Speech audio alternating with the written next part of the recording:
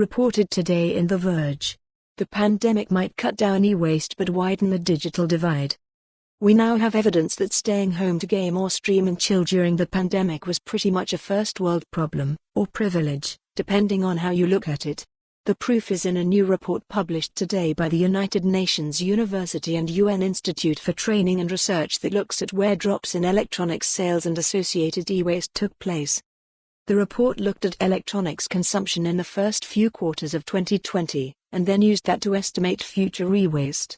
It projects that worldwide, we'll have discovered that 4.9 million fewer metric tons of e-waste were generated compared to a business-as-usual scenario without the pandemic. But that drop was uneven across the globe, the authors found. Electronics sales are estimated to have fallen 30% in low and middle-income countries, compared to just 5% in richer nations.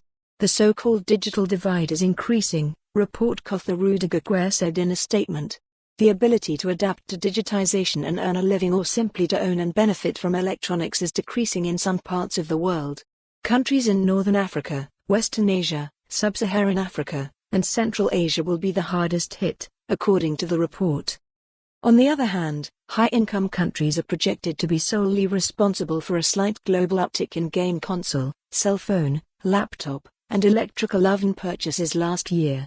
In those countries, it seems people did indeed turn to screens, and maybe baking, to while away their time during pandemic lockdowns. Tech companies still managed to profit during the hellscape of 2020. Microsoft and Apple raked in the dough from gaming and computers.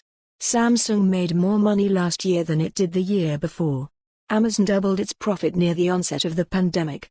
And the 2020 lull in tech spending among low and middle-income countries is expected to be temporary. As more people buy more gadgets, e-waste piles up, and can leach harmful materials like mercury into the environment. E-waste reached a record high in 2019, and just 17% was recycled. A lot more can still be done to prolong each gadget's lifespan, increase recycling, and make companies responsible for collecting the products they generate so that e-waste doesn't trash the environment, advocates say. For more on this story, visit the news article link.